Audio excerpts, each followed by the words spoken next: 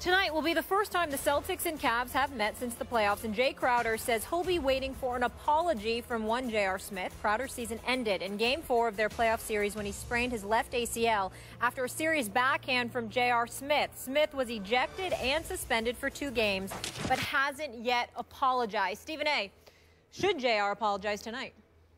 Well, he absolutely should. First of all, Crowder's a big boy, so you know, you don't necessarily want him coming at you. And it's not like JR's LeBron James. He's no punk or anything like that. Please don't get me wrong. But I'm going to repeat, Crowder's a big boy. And he was clearly sucker punched. There's no question about that. And it's hard for me because usually, even though J.R. Smith has had incidences, it's the complete antithesis of who he is. As a guy, Skip, if you talk to him and get to know him, JR is actually not a bad guy at all. But he's had some incidences in his career where that brings that kind of thought process into question. I'm sure JR didn't mean to hurt the dude's ACL. It was pretty much because of how Crowder fell, because he was basically, you know, knocked damn near unconscious, for crying out loud, by being sucker punched while battling for a rebound. I don't think JR meant to do that, but he did it nevertheless. And he should apologize, because if he doesn't apologize, if you're Crowder, particularly during the regular season, well, who knows what kind of retaliation you might exact. We're not advocating that, of course. We certainly wouldn't do that here. But you can't rule anything out if a guy sucker punches you like that and then refuses to apologize. I mean, that brings your manhood into question to a lot of guys. So it's nothing wrong with JR saying, look, I didn't mean to do that. It was my mistake, and I apologize. There's nothing wrong with him extending that olive branch to Crowder, because if he doesn't, I'm going to repeat, that's a big boy. You might not want to do that. Yep. I'm just saying. I am with you on this. The JR I know isn't exactly the enforcer type. This seemed a little out of character, although, like you say, then there have been other times when you say, what was that about, JR? He also doesn't strike me, though, as the apologizing type. I agree with you. He owes Jay Crowder the apology. It would probably be wise to apologize, but I don't know if JR has that in him either. So I would bet against his apologizing. Now, question back to you. Is it possible that this was some form of retaliation? Because you know what happened earlier in the game. Kelly Olynyk of the Celtics got tangled up with Kevin Love, maybe held on a little too long, wound up knocking Kevin Love out of the playoffs with a shoulder injury. So is there any way, again, not retaliation aimed at Kelly Olynyk, but at Boston in general? I don't know. It didn't seem like 2 + 2 would equal 4, but you tell me. Well, there were opportunities to get at Kelly Olynyk if you wanted to. Yeah. So certainly, I mean, it's possible, but I sincerely doubt it, because you could have gotten at Kelly Olynyk and you chose not to. Not to mention the fact that the blow got you suspended and really put LeBron James and those boys behind the 8 ball, too. Agreed. So that didn't help. Nope, it didn't help. And yet I agree with you. It was such a cheap shot that it hits Jay Crowder in the face, and he goes down so hard, he sprained his ACL, and they were fortunate that they're about to be eliminated from the playoffs, so it didn't cost, the Celtics anymore after that.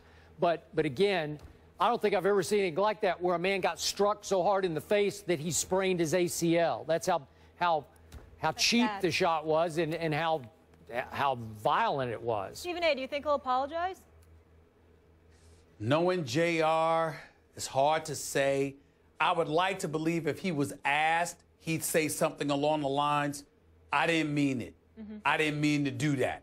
But him uttering the words, I'm sorry, Jay. Yeah. I don't know. Yeah. I don't know if that's in JR.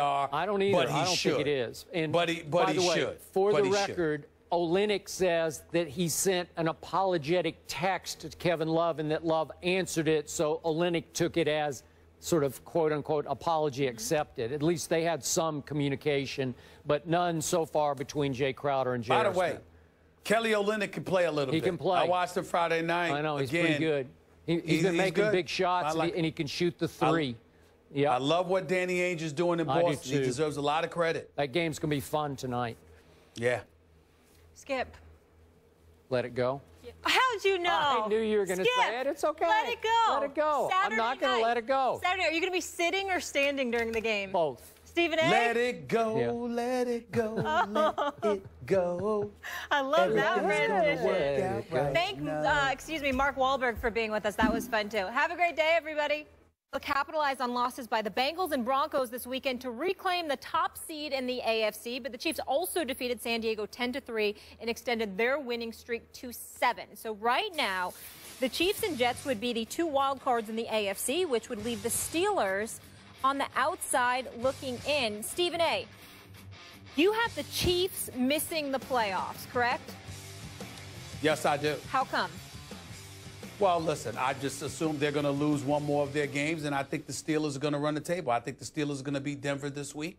I think they're going to close out the season beating Baltimore at Baltimore and in Cleveland at Cleveland. I know Johnny Manziel's in Cleveland, and he'll have them buzzing in the season finale. They're playing with house money. They'll have absolutely nothing to lose. You're going up against the 31st ranked defense against the pass in the Pittsburgh Steelers. So I understand that it's a lot of reasons for trepidation. But in the end, I think the Steelers' high-powered offense can ultimately close the deal, and I'm going to assume that the Jets will win as well. Now, obviously, the Kansas City Chiefs have a soft schedule, the softest schedule of the 3. They're on a roll right now. Andy Reid is doing a phenomenal job, but I'm just hoping that the game manager himself, Alex Smith, will show up and not be able to get it done.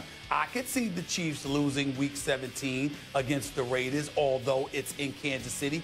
I could see a miracle happening and them lose to the Ravens at Baltimore, particularly when the Ravens just got shellacked by Seattle last week. I could see those possibilities. And so when I look at it from that perspective and I look at the Steelers' high-powered offense, I'm just of the mindset that the Steelers and the Jets will find a way to get in here. Not ultra confident about it because, again, the Chiefs do have a relatively patsy schedule, at least based on record against the opponents. But I picked the Jets, so I ain't going against that, whereas Skip picked the Bills to make the playoffs. And I'm not going up against my Steelers because, damn it, they're my Steelers with, as far as I'm concerned, the most prolific passing attack in all of football. I'm worried about that damn secondary of theirs that can't defend the pass to save their lives.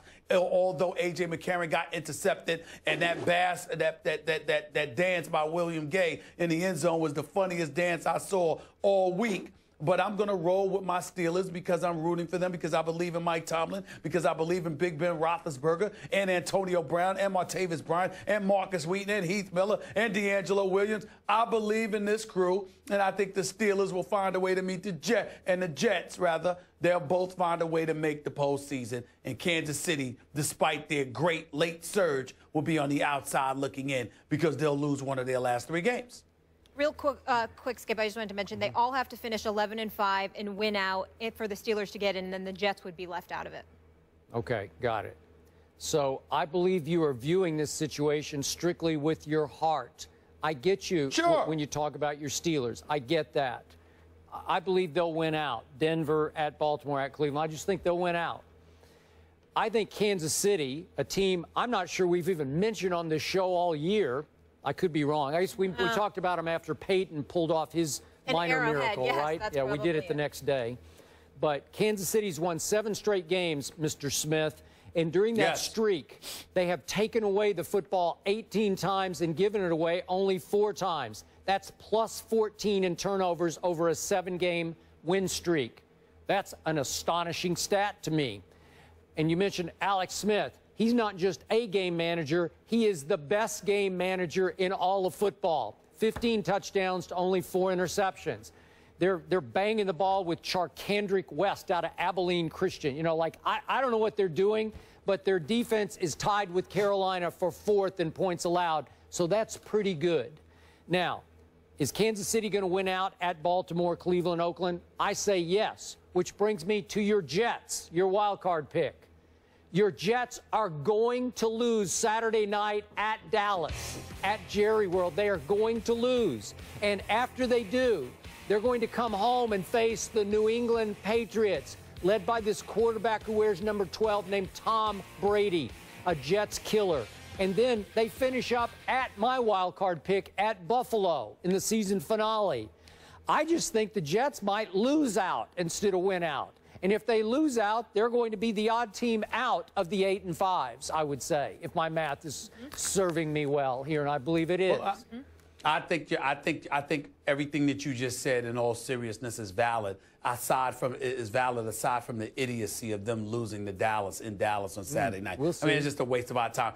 Jerry Jones has contaminated you. You know, that's all that's happening. It's a waste of time. I'm not going to even entertain that. But they could lose to New England. That's going to be tough. Or they could be so hyped for New England that if they beat New England, they could have a downward slide at Buffalo to close out the season. Again, I'm hoping against hope. I believe in the Steelers. I'm hoping against hope for the Jets, because it could easily be the Steelers and the Chiefs who end up in the playoffs as opposed to the Jets, particularly based on the schedule. I'm not immune to that, but I'm just holding on because courage of my convictions, as you so eloquently state, as it pertains to the Jets, my belief in the Steelers, not just my heart, but my belief in that high-powered offense that they have. Kansas City clearly has the easiest schedule. They should make it. But I think something could go wrong, and I think it could come in the form of the Oakland Raiders. Okay, and I say to you, to quote the great John Legend, just please, please, please let it go, Mr. Smith. Your Jets are going down. Oh, really? Yeah. I can't wait for Twitter Saturday night. So let me get this straight. I need to let go of the 8 and 5 Jets. Yeah. But you can hold on to the 4 and 9 Cowboys. Yeah, it's because of the divisions that one's in the NFC East, one's in the AFC East. We don't have time. Tom Brady we don't have time. against nobody. Yeah. And we have other props subjects to to the get to. Chiefs We don't have getting it time done, for your obviously, nonsense. without Jamal Charles. None. Yeah. Up next, back to the NBA. Injury ended Jay Crowder's season in the playoffs versus the Cavs, and he wants an apology for that. But will he get it? We'll talk about that when we come back.